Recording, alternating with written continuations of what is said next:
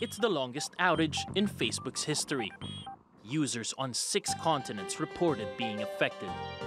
And in what must have been a painful decision, Facebook reached out to its users on rival platform Twitter. We're aware that some people are currently having trouble accessing the Facebook family of apps. We're working to resolve the issue as soon as possible. The outage also affected Facebook-owned apps like WhatsApp, Messenger, and Instagram. The photo-sharing service announced its return after a few hours. Facebook is still investigating the cause of the failure and says it's considering refunding advertisers. Ad sales are the backbone of the social media company's revenue. Facebook is expected to make $189 million every single day this year from advertising. But that's not the only threat to its bottom line. U.S. federal prosecutors have reportedly opened an investigation into data sharing deals between Facebook and companies like Apple and Microsoft, which could lead to tougher regulations and hefty fines. And let's get more on the story from Courtney Keeley, who joins us from Washington. Courtney, thank you so much for joining us. This is what everyone was talking about, at least on Twitter, because they couldn't get on Facebook. So what happened and who was affected? Well, Twitter was gleeful. They were really enjoying the schadenfreude of Facebook and Instagram going down. Now, what happened was around noon yesterday, local time here in Washington, there were glitches. It happened across the different states and it extended all the way to the West Coast.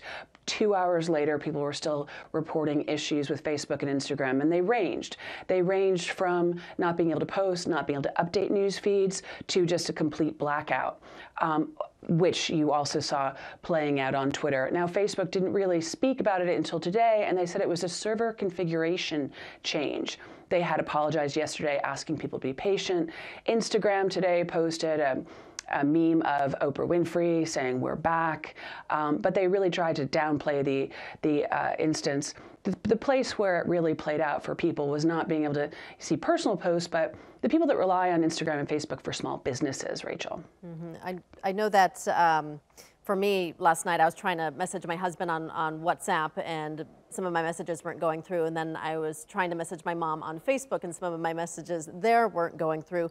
So what can people who can't live without social media do if and when this happens again? Exactly, because there were also issues on WhatsApp, which isn't as widely used here in the States, but it's used for people all over around the world as another message, a way to relay messages to friends and families. So people are saying, don't panic, just diversify. Don't rely on social media completely. Make sure that there are other ways either to contact your family and friends or to generate revenue. About 80 million small businesses to medium-sized businesses rely on Facebook and Instagram as well to sell their products, to advertise their products. So people lost money yesterday as well. All right, Courtney Keeley live in Washington. Courtney, thank you.